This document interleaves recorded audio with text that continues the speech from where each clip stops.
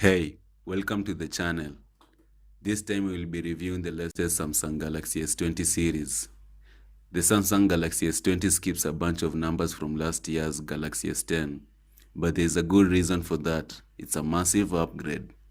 It's cheaper and smaller than the Galaxy S20 Plus and Galaxy S20 Ultra, but far from what we'd call a cheap or a small phone. In fact, it's more than the S10 launch price, which may explain why pre-orders seem surprisingly down compared to the older phone. The Galaxy S20 has a lot of things going for it. A sizable screen with a fast refresh rate, a new triple lens camera with a lot of promise, and solid specs headlined by faster 5G speeds. Here is what you are getting. A 6.2-inch screen with a fast 120Hz refresh rate, so it can display up to 120 frames per second.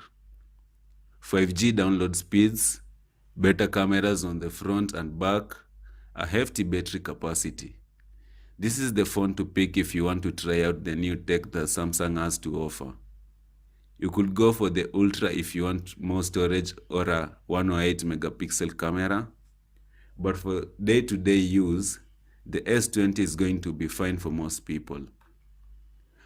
Powering all of this is a new speedy 7nm chipset, 12 gigabytes of RAM, and 128 gigabytes of internal storage.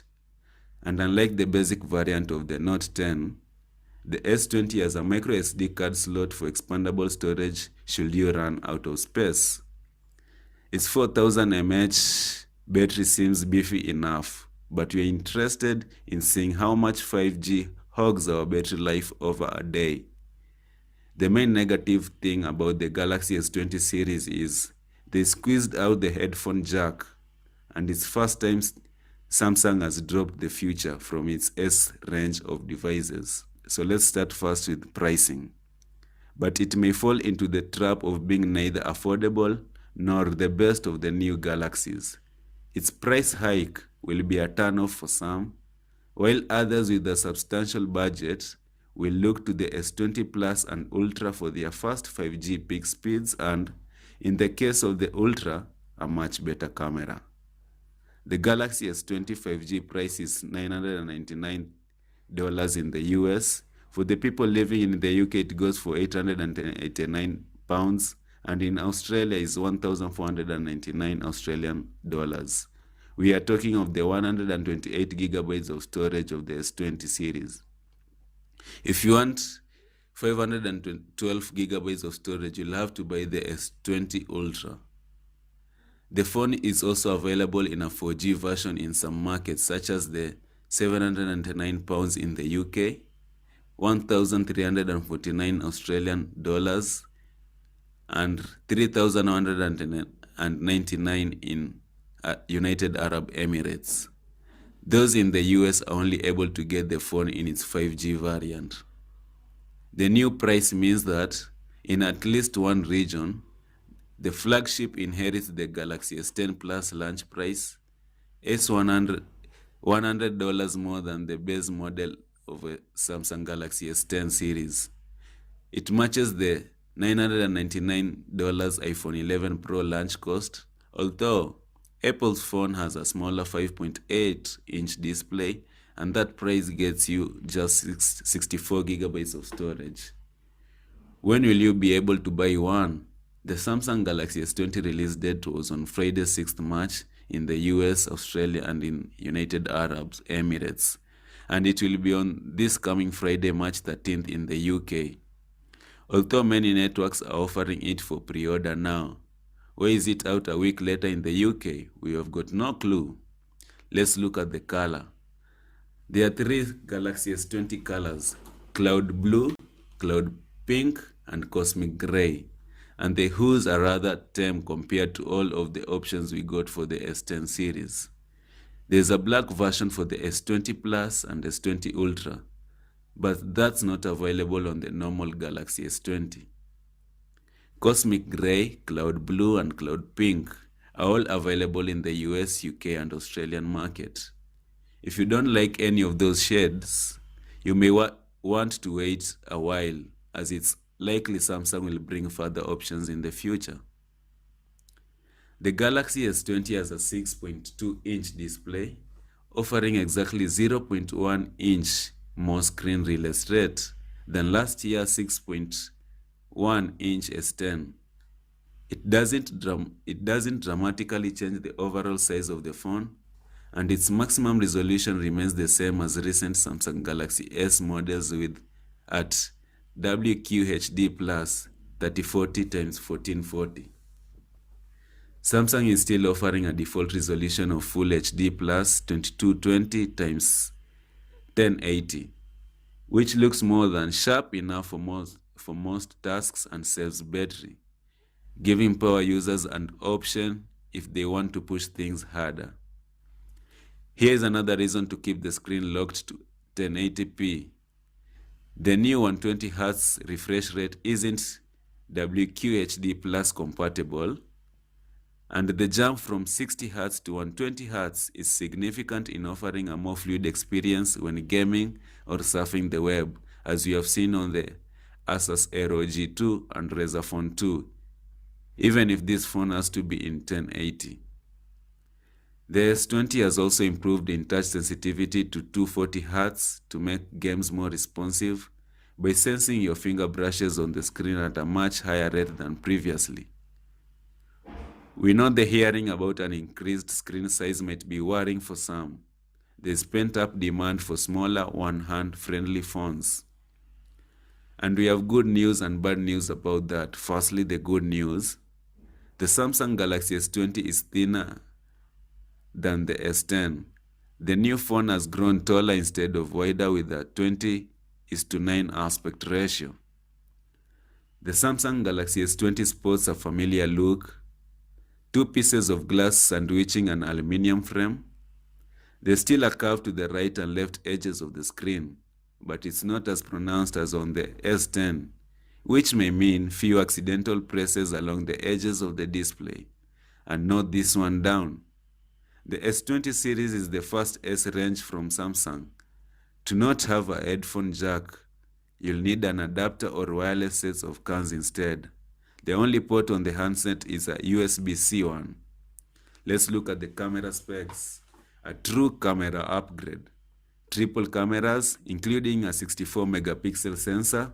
It supports 8K video recording, 10 times digital zoom, improved low light photos. We tested the Galaxy S20 triple lens camera for an hour and came away impressed with three things. Firstly, Samsung has boosted the individual pixel size from 1.4 microns on the S10 to 1.8. Second, the camera sensors themselves are larger, all of them. Samsung says nighttime photos will be clearer in what it calls the biggest overall upgrade to its phone camera since the Galaxy S7 in 2016. That's a bold claim. We can say that we saw better photos in our Galaxy S20 Ultra camera test. Third, the telephoto lens jumps from 12 megapixel on the Galaxy S10 to 64 megapixel. Though individual pixels are smaller here, so it may not change that much compared to what the numbers suggest. And it brings 3 times optical and 30 times digital zoom to the table. The ultra-wide lens decreases in megapixels, 16 megapixels to 12 megapixels, but increases in microns and sensor size, which should prove to be more important. Every camera is better on paper, though not as dramatically upgraded as on the S20 Ultra. The Galaxy S20 is the first phone we have tested that records 8K video, which seems like overkill, until that is, you realize that this gives you much more scope to crop in and edit without sacrificing detail, even if you're only outputting to 4K and 1080 pixels. They are arguably the most important hardware factor governing image quality, given the fact that camera smartphones sport tiny sensors. A quick note here. It's best if you ignore the plethora of numbers, heavy camera specs, and instead consider what they mean in terms of the photos you can capture. Otherwise, the S20 cameras could look like a downgrade, and that's far from the case. Here's what we mean. The main camera, which remains 12 megapixel, has an f1.8 aperture thus theoretically inferior to the S10's f1.5 plus f2.4 dual aperture, which changes depending on lighting conditions. f1.5 pulls in more light for improved low light shots. But Samsung has increased the size of individual pixels from 1.4 microns to 1.8 microns. Combined with the large sensor, you'll capture more detail and light on the Galaxy S20. The same goes for the new 64 megapixel telephoto camera, which looks like a big upgrade over the last year's 12 megapixel telephoto camera. It is, but here the individual pixels are smaller, while the aperture is wider, f2.0 instead of f2.4. Smaller numbers are better. Again, it's a net plus overall, and we also get a 3 times lossless zoom and 10 times digital zoom thanks to the new telephoto camera specs. The Galaxy S20's 12 megapixel ultra-wide camera has changed the least, but it too has a bigger sensor, larger pixels, 1.4 microns over the last year, 1 micron, and the same f2.2 aperture. That should make your ultra-wide photos a lot better, even if the S10 had a 16 megapixel ultra-wide camera. We are going to have a test on this triple lens rear camera setup a lot more, and we'll give you our full review later. But we already know that the Galaxy S20 won't be quite as powerful as the Galaxy S20 Ultra, which has 4 cameras on back, a 108 megapixel main sensor, and 10 times optical and 100 times digital zoom. The Galaxy S20 breaks new ground with the introduction of 8K video recording and anti-roll correction up to 60 degrees as part of its super steady stabilization feature. That's great news for content creators, although 8K is stuck at 24 frames per second. And Samsung Advanced Steady Stabilization doesn't apply to 8K or 4K video, so you won't get any battery smooth videos. Just don't expect to be able to use both this higher resolution and Samsung's advanced stabilization tech at the same time. Super Steady is still strictly at a 1080 pixels affair. It doesn't even work in 4K. 8K recording, limited to 24 frames per second, has one big benefit. You'll be able to crop and edit videos without sacrificing quality if you export to 4K or 1080 pixels. If you do decide to shoot in 8K, you can hit the camera button when you're recording to take an instant 33 megapixel still image. This should be useful for those shots you want when you're already busy filming a video, and it may prove a vital addition for some. Samsung's robust yet easy to use camera app continues to be the best among smartphones, thanks to new and returning features. We continue to like the fact that you can swipe anywhere on the screen to flip between the front and back cameras, make a hand gesture to trigger the selfie camera timer, and double press the physical lock button to blindly launch the camera app. Should I take photos or a video? With a new feature, single take mode, which cycles through all 3 rear cameras over the course of 10 seconds in order to capture a variety of photos and videos. It answers that question. You can both take the video and photos at the same time. You end up with photos, ultra-wides, portraits, hyperless video, regular video, and so on. When testing single take mode, it kept us out of the settings menu and more engaged in the lovely thing you were trying to snap. Let's get to the 5G network features. The Galaxy S20 is the best first chance for mainstream consumer to get 5G on their smartphone. Only 1% of the smartphones shipped in 2019 were 5G phones, and most were expensive variants of 4G flagships. The S20 is a flagship phone and yet still 5G enabled by default, and its download speeds will hover around 200 megabytes per second on average.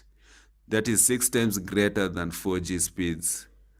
While all 3 S20 series support the low to mid-band sub-6 technology, only the Plus and Ultra have mmWave antennas which pull down much faster download speeds.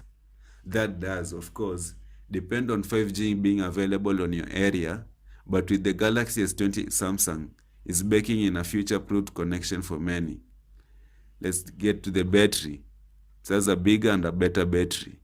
Bigger 4000 mAh battery, fast and wireless charging support, wireless power share included. If there is one more thing we know about 5G, is that the new tech is a battery hog. So Samsung has equipped the Galaxy S20 with a 4000 mAh battery, a nice boost from the 3400 mAh capacity on the S10. The rest of the internal specs include an 7nm chipset, 12GB of RAM, and 128GB of internal storage, with a microSD card slot for expanding that by up to 1TB. In terms of how the phone is to use, the Samsung Galaxy S20 is firmly in that too much power for most people to use category, with the new Snapdragon 865 chip that is in the US and Samsung's own next-gen Exynos 990 chipset in the rest of the world variants. This is backed up by 12GB, yes, 12GB of RAM, which is something that even power users will struggle to max out day to day.